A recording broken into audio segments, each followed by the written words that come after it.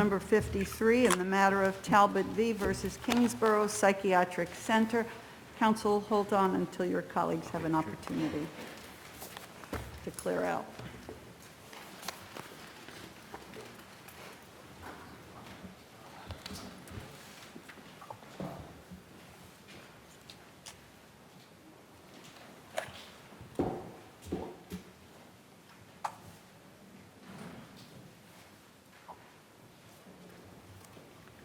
Good afternoon, counsel. Good afternoon, Your Honor. Arthur Baer on behalf of Talbot V. I would like to request 2 minutes for rebuttal, Your Honor. You may have 2 minutes, sir. The primary issue before this court is whether the Office of Mental Health may abrogate the plain language of a statute which, when considering the legislative history, was unequivocally enacted to protect the due process rights of patients and referred to the clinical record as the record that should be provided, which is now codified as 3313.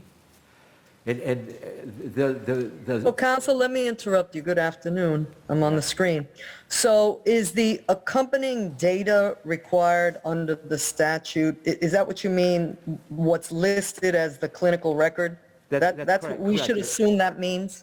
That's exactly right, Your Honor. The legislation was, the language was first enacted in 1964 as part of, as based on the Association of the Bar of the City of New York's essentially landmark study on mental illness and due process, which made several recommendations, the first of which was to create the Mental Health Information Service, then in the report called the Mental Health Review Service, that they assemble and provide data to the courts, make recommendations with respect to whether there should be a hearing, a counsel appointed, and witnesses, additional witnesses provided under the 35 of Judiciary Law, and what the disposition should be.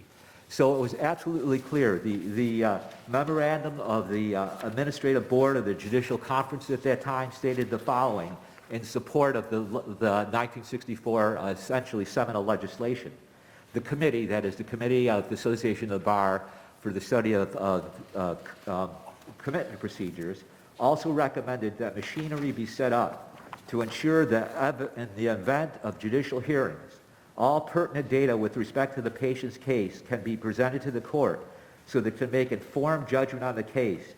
And to achieve the latter end, the committee recommended the establishment of, and it's called the Mental Health Review Service, which would operate under the supervision of the courts. Its main function would be to assemble, provide the court having jurisdiction of the case pertinent and relevant data on each patient's case, the need for hospitalization, the right to discharge, and furnish the court with pertinent information. So it was absolutely clear that this legislation was referring to the clinical record. And how do we know that? Because the legislation, when enacted in 1964, that is Section 72.3 of the legislation, specifically referred to Section 20 of the Mental Hygiene Law. Section 20 of the Mental Hygiene Law in 1964, this is Chapter 738 of the Laws of New York. Chapter 20 was, Section 20 was amended to require, for the first time, that to include the documents or the record required by the commissioner, that is the commissioner then of mental hygiene, and those specific, the Section 20 at that time said the case record instead of the patient's record, but it then referred to the commissioner's regulation. Section 21 of the commissioner's regulation was also called case records. These are records that are required by statute and regulations to be provided by hospitals. Case records should squarely be kept and should contain the following. So it's both the statute and the regulation. And the records that were required to be kept were the original admission paper, the patient's history, the reports of examination, the statistical data, and the records of the course and treatment or training and changes in the condition of a patient. The mental and physical condition of every patient should be recorded at least once every month during the first year and every 3 months in subsequent years. That was the statutory reference when that statutory language was enacted. those Section 20 and Section 24, which is the confidentiality provision, and the regulations were essentially recodified in 1972 as Section 1513, which was renumbered in 1977 as Section 3313. So the legislative history is clear that there was a reference to the clinical record. And further, that it was to ensure due process. In 1964, hearings were being held. There was proceedings being held without hearings, and that's why these recommendations were required.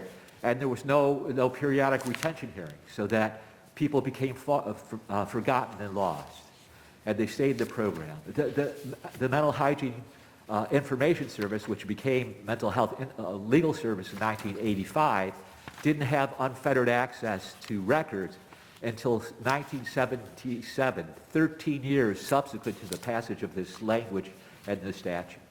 So that it was clear the intention of the legislature wasn't that the unfettered access of mental hygiene legal services was going to supply to due process. It was a requirement of the statute, which was originally 72.3, which became 31B, which was then recodified as 931B. That was the language that was required before the unfettered access was required. Thank you, Counsel. Counsel? Thank you, Your Honors. Philip Levitz for Kingsboro State Hospital. Talbot V's appeal fails for two independent reasons. First, OMH regulations reasonably interpret Article 9 not to require state hospitals to copy patients' entire medical charts for MHLS before every admission and retention hearing when MHLS... Counsel, let me interrupt you. I'm on the screen. Their argument is not, as I understand what he was just saying, their argument is that the patient's record, that clinical record, these notes and otherwise that they want a copy of, fits within accompanying data provided by the statute, separate from whatever else in addition the commissioner's regulations might require. That is to say, as I understand their argument, the commissioner cannot somehow reduce, the amount of data that's available that the statute provides for. Can you address, he's gone through this long, your adversary's gone through this long historical discussion showing the evolution of the statute to show that accompanying data has always meant to refer to the clinical record. Can you address why he is wrong? He's wrong. First of all, that entire history is found nowhere in any of the briefs that MHLS filed at this stage in this court or anywhere else in this proceeding at any stage, and thus is waived. But more fundamentally, there's absolutely nothing that he cited that indicates anything about what the relevant provision means now. So let's talk about what the relevant provision means now. And let me start this way by saying Article 9 does not require that state hospitals copy patients' full medical charts, okay? To the contrary, as this court explained in Daniels, the Article 9 provision at issue, Section 9.31b, is a notice provision, okay? That's language from this court's decision in Daniels. Yeah, but we said we left this question open, so why don't you address, you say, but that's not, put aside the history, you say that's just not what the statute means. Tell me why it doesn't mean what he says. Remember, this is not about what the commissioner may say. Well, the argument is different. It's about what accompanying data under the statute means. Tell me what that means. So what accompanying data means in the statute is simple. It's the medical certificates that are required to accompany the applications for admission or retention. And we know that in the statute because the word accompany is actually used repeatedly in Section 9.27, 9.27a and 9.27e to refer to the medical certificates accompanying the application for admission. Okay? Yes, but the application, you can't have an application without the certificates. So it strikes me the certificates are part of the application itself. Well, There's no, right? You cannot proceed without the certificates. Is that not correct? the certificates are always associated with the application, but again, the word that the statute itself uses is accompany. And so it's clear that what the drafters of the statute intended is that the accompanying data is the medical certificate. Then why didn't it just say that? Why create all this challenge if it doesn't mean something broader than what you suggest? I mean, Why wouldn't it just say, and the certificates, why wouldn't it just say that? I mean, I think it does effectively say that in 9.27A and E, but in any event, absolutely nothing in the statute says that it's anything more than the certificate. And what the statute does say in 9.01 is what the record is, you know, the application for the admission or retention and the accompanying data required by this article, so the certificates, and the regulations of the commissioner. So again, built into the definition in 9.01 is this ability for the commissioner to define by regulation what the accompanying data is. And that's crucial here, and I think it goes to something that Your Honor was getting at initially, which is actually what the commissioner thinks is crucial and is owed great deference here, because the statute itself embodies this view that the commissioner has to define what the accompanying data is, okay? And so the commissioner has done so. The language doesn't actually read that way, right? It says the accompanying data and whatever additional data or information the commissioner wants. It doesn't suggest, that "and" part doesn't suggest the commissioner can contract the meaning of whatever the data is, right? I agree, the commissioner can't contract from what the statute requires, but it can decide to add to that or not. Right. And in this particular case, the commissioner has decided not to add to what the statute itself requires. And Article 9, and again, it's not what's required by any provision of the mental hygiene law in 9.01. What 9.01 says is it's the accompanying data is what's required by Article 9, by this article, and by the regulations of the commissioner. All that's required by this article as accompanying data is the medical certificates, and the commissioner has expressly issued a regulation through notice and comment saying that's all that's required at this time is the medical certificates, and accompanying data simply means the medical certificates. Nothing else is required. Now that makes good sense, and let me explain why. And it goes back to this idea that the court recognized in Daniels, which is that this whole provision is in 9.31 is a notice provision. It's providing notice of a hearing to MHLS, of a request for a hearing to MHLS and to the court.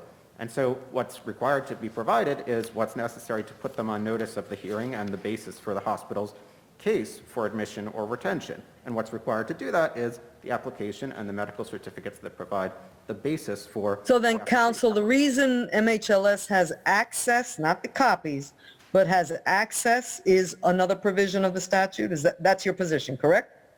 Absolutely. There's a totally separate provision of the statute. So they can go and look at the full record at any time they want before the hearing, correct? That's your view. Absolutely. They can even make copies on your copy machines, correct? Absolutely. They can do All that. right. Would you take the same, but let me ask you this.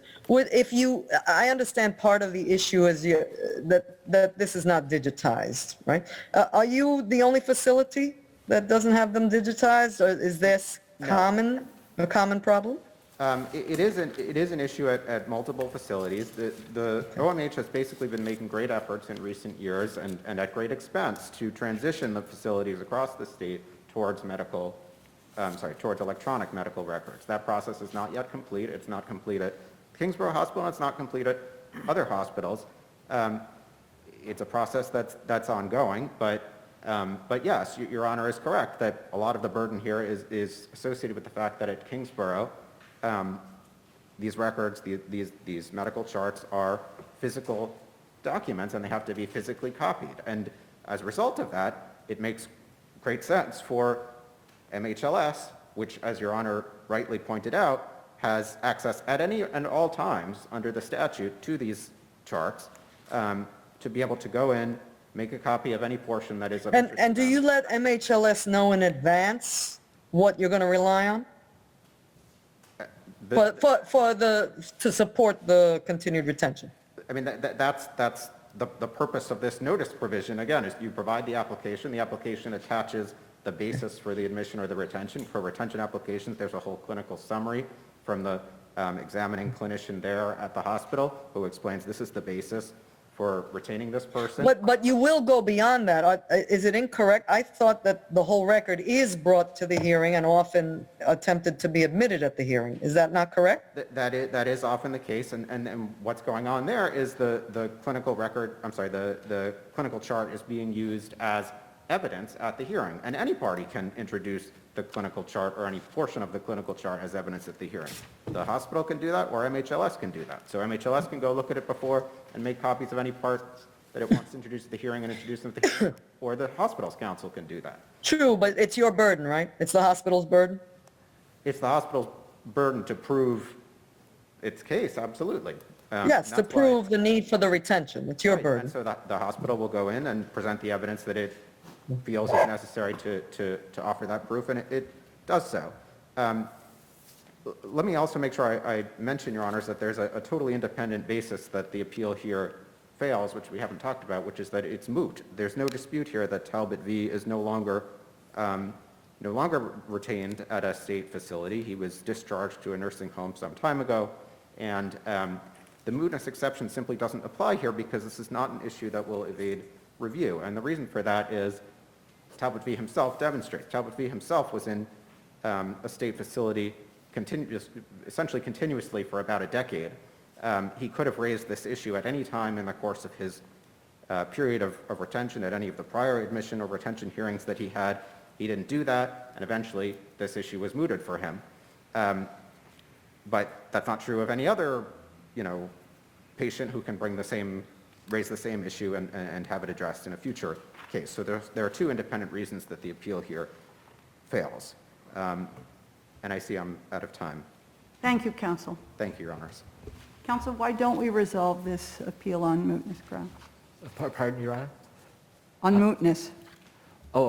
Because it's not moot, Your Honor. It's an exception to mootness. That is, it's technically moot, but it's an exception to mootness. It's an issue of statewide importance. It's capable, and it has capable of repetition and evading review. The hearings are from 60 days to 2 years and is unlikely to be resolved during the time of appeal. It's been here, this is the second time, and it should be addressed. I'd like to get back to some of the arguments and some of the questions raised, and some of the arguments that I didn't get a chance to make initially. First, with respect to the legislative history, I just refer the court to the Chapter 738 of 1964, Chapter 251 of 1972, Chapter 978 of 1977, so the court can refer to the legislative history itself. Is that material cited in any of your briefs, counsel? The legislative history, I don't believe it is, Your Honor.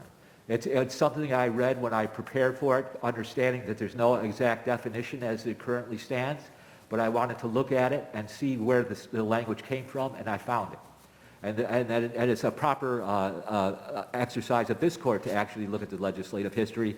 But the plain language of the statute is clear. It says record of patient, and that's what it means. But I would like to, first of all, say that, as I said earlier, that the state's argument nullifies the language of the statute. That is, it conflates papers and admission papers, retention papers, transfers papers with accompanying data, and that just nullifies completely the accompanying data. Essentially, what they say they should provide is only the accompanying data. It's discriminatory. Okay, but counsel, let me interrupt you there because they raised an interesting issue. They say that record is defined as accompanying data required by this article, which would be Article 9, and you were referring to Article 33. So how do you address that regarding the plain text? Well, let me explain, Your Honor. That was the original language. That language was first enacted in 1972, and it referred to essentially this article. This article then, that same language of what became 931B included both for those who are being confined because of issues of mental illness, those who are developmentally disabled, and those with respect to people being confined with respect to alcoholism. And there's only one regulation, so you create subclasses of persons with disabilities, and this only applies to persons who have mental disabilities, but none of the others. That language in 9.01 was 3101 then. It's 1501 currently, and it's also part of the general statutory definition of mental hygiene law 1.03 and 1.0346, which says applies throughout the chapter. The chapter is Chapter 27 of the Laws of New York, which is the mental hygiene law. So that any ambiguity because of the phrasing of it is because of the way the legislation was promulgated over time, but the actual reference was the reference to the statutes that the facility that required the facilities to keep medical records, and the regulations that require the facilities to keep medical records, and that became 3313, Your Honor. Thank you, counsel.